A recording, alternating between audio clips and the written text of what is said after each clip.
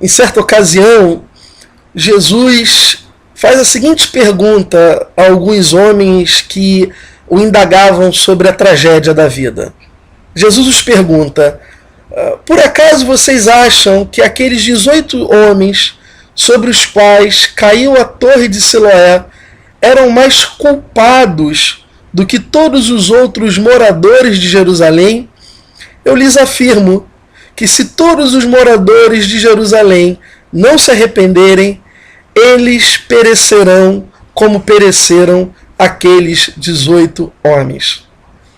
E essa afirmação de Jesus, ela vem para desconstruir uma compreensão religiosa equivocada, que é a compreensão que sempre associa a tragédia a um castigo divino. Na maior parte das vezes, a mente de um religioso funciona dentro da seguinte lógica equivocada: se alguma coisa má acontece, é porque a mão de Deus está pesando sobre tal indivíduo. Porque senão essa pessoa não passaria pelo que ela está passando, ela não teria vivido o que ela vem vivendo. É porque Deus quer ensinar alguma coisa a esse homem.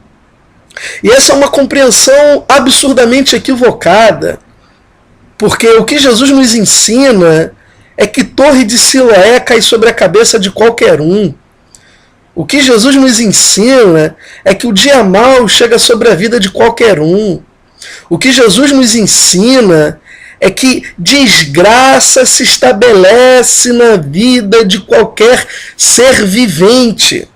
E isso não significa em absoluto a exclusão do amor, do cuidado e da soberania de Deus com a minha vida. É que a nossa cabeça doentia religiosa sempre busca uma caveira de burro para desenterrar. Fica buscando onde é que está o pecado escondido. E o pecado escondido está em todo lugar. E nem escondido ele está visível o tempo todo, conforme você vive e se movimenta. Porque se Deus me tratasse numa relação de contrapartida, no que diz respeito aos meus atos de bondade e de justiça, eu estaria ferrado. É por isso que existe graça de Deus sobre mim.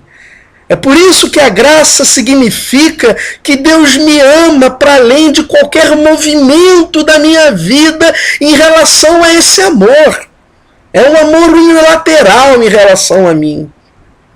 E o que Jesus está afirmando são pelo menos duas coisas. A primeira delas é o que eu já disse, que a torre de Siloé cai sobre a cabeça de qualquer um. Que o dia mau chega sobre a vida de qualquer um, e isso não tem nada que a ver com o castigo de Deus. E a segunda afirmação de Jesus é que o mais importante não é o jeito que se morre, mas a maneira como se vive. Enquanto a gente fica tentando encontrar o motivo do caos, a gente deixa de perceber o caos que a vida é todos os dias. Enquanto a gente tenta ficar encontrando o motivo da tragédia, o motivo da desgraça, a gente deixa de enxergar as inúmeras pequenas tragédias que o nosso caminhar constrói todos os dias. Com aquilo que vem do nosso coração, com aquilo que brota como fruto dos nossos lábios, como aquilo que se constitui na mente e ganha concretude em inúmeras nuances diante da vida. O importante não é o jeito que se morre, e sim a maneira como se vive, porque o jeito que se morre é só o cenário.